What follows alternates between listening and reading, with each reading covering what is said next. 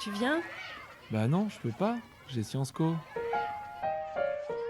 Bienvenue dans cet épisode enregistré à la Cité des Sciences à Paris, le 5 février 2025, où nous sommes allés à la rencontre de professeurs participant à une formation sur le cerveau qui apprend. Dans l'espace de l'exposition, nous les avons interrogés sur les problématiques qu'ils rencontrent en classe et sur les apports que les sciences cognitives peuvent leur offrir. Nous vous laissons en compagnie de nos collègues que nous remercions sincèrement d'avoir accepté de témoigner et nous vous souhaitons une bonne écoute.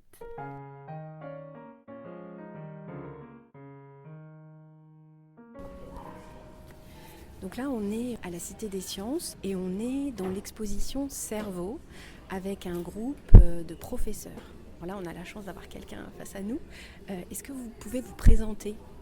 Tout à fait. Bonjour, je suis professeure des écoles à l'Académie de Créteil dans une école d'Aubervilliers, Paul Langevin.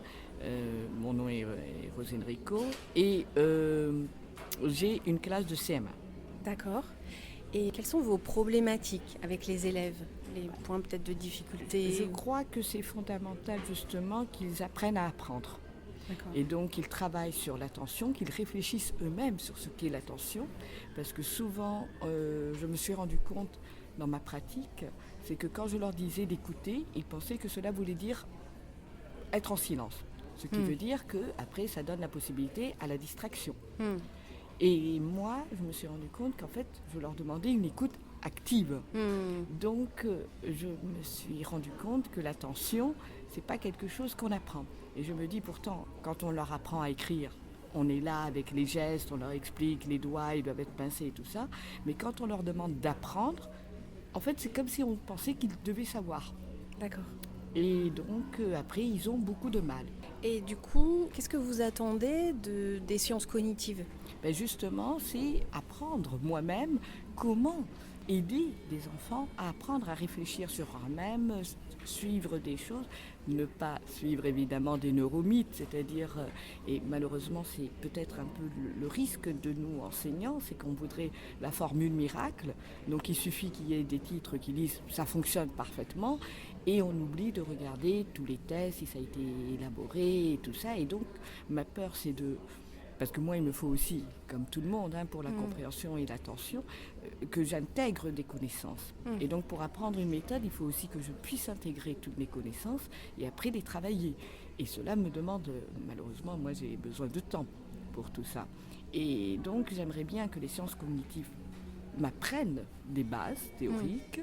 Et après, de là, ça me permet de discerner, justement, comment une recherche d'abord est intéressante et valable, et aussi de réussir à mieux les intégrer.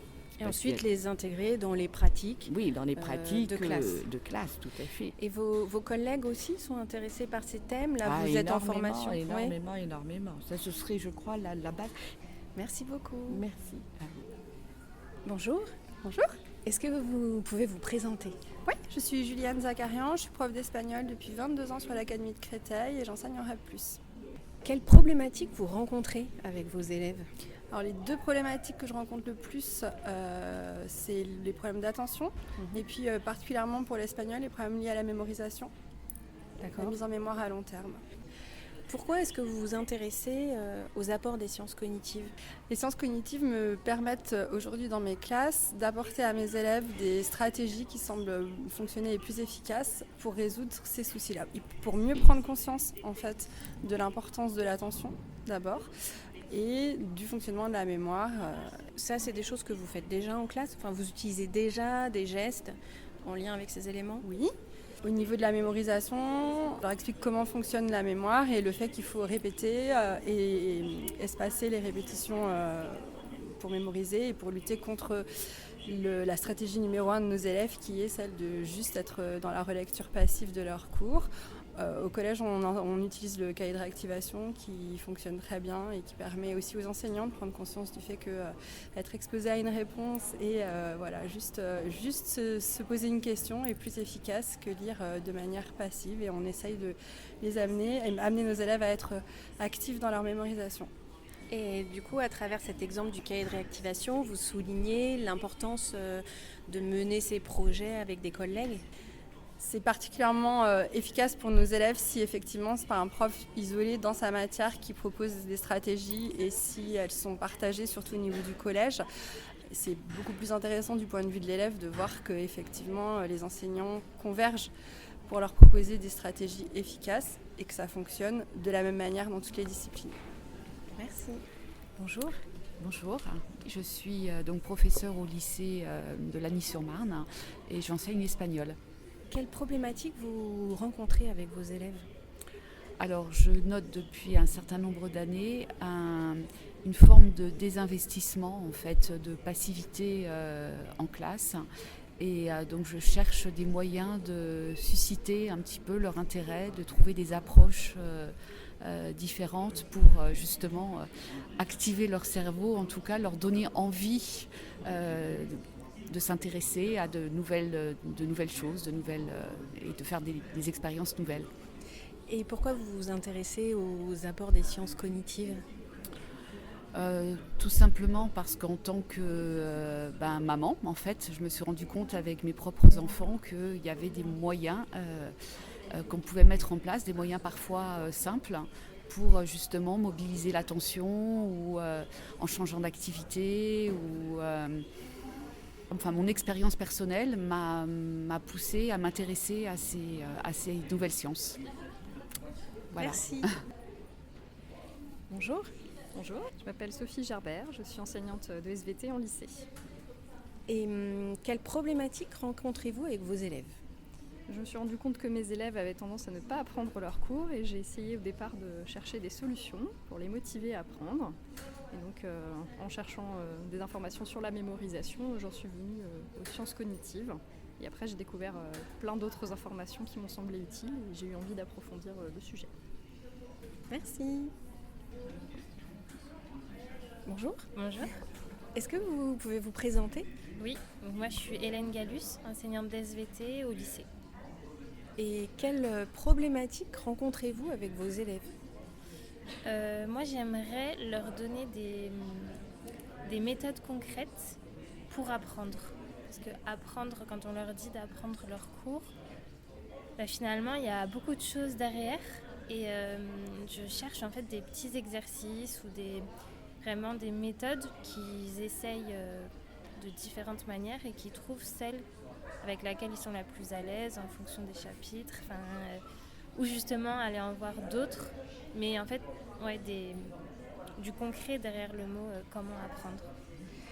Et pourquoi est-ce que vous vous intéressez aux sciences cognitives ? J'espère qu'elles vont m'apporter du coup ces méthodes, ou en tout cas nous en présenter différentes, et essayer de les mettre en application sur soi-même et après dans mes classes. Merci. Bonjour. Bonjour. Est-ce que vous pouvez vous présenter ? Oui, je suis Mathias Legrand, donc je suis enseignant des SVT au lycée Marianne de Villeneuve-le-Roi, dans le Val-de-Marne. Quelles sont les problématiques que vous rencontrez avec vos élèves ? Alors, les principales problématiques pour moi, c'est l'attention en classe, le focus que les élèves font, le travail mental qu'ils font sur le fait d'apprendre les cours. Alors, je vois dans leur visage qu'ils m'écoutent, qu'ils m'entendent plutôt, mais que finalement, dès que je leur pose vraiment une question individuelle, ils sont quasiment incapables de me répondre. Pour moi, le retour sur ce qu'ils comprennent réellement du contenu, je crois qu'il n'est pas vraiment fait, il n'y a pas vraiment de retour. Après, c'était aussi le problème d'apprentissage, ou l'illusion en tout cas d'apprendre, puisqu'il y a beaucoup d'élèves qui me disent qu'ils apprennent, mais finalement, devant l'évaluation, ils n'arrivent pas forcément à comprendre soit les consignes ou en tout cas répondre correctement aux questions. Et pourquoi est-ce que vous vous intéressez à l'apport ou aux apports des sciences cognitives ? Et bien du coup, pour répondre en partie en tout cas à ces problématiques, où je trouve que les nouvelles connaissances qu'on a sur l'apport des neurosciences ou les sciences cognitives, je pense peuvent en tout cas apporter des réponses à ces problématiques des élèves actuels, je pense. Merci. Quelles que soient leurs expériences ou leur niveau d'enseignement, tous les enseignants que nous venons d'entendre partagent une même question. Comment mieux aider nos élèves, et véritablement tous nos élèves, à mieux apprendre? Alors attention, les sciences cognitives ne proposent pas de baguette magique. Elles ne proposent pas la solution miracle. Mais elles offrent des repères solides pour comprendre le cerveau qui apprend et pour identifier des actions efficaces en classe comme dans les établissements. Et c'est justement à ce voyage que nous vous invitons. Alors suivez-nous dans cette aventure. Si cet épisode vous a plu, n'hésitez pas à partager autour de vous et pensez à vous abonner. À bientôt!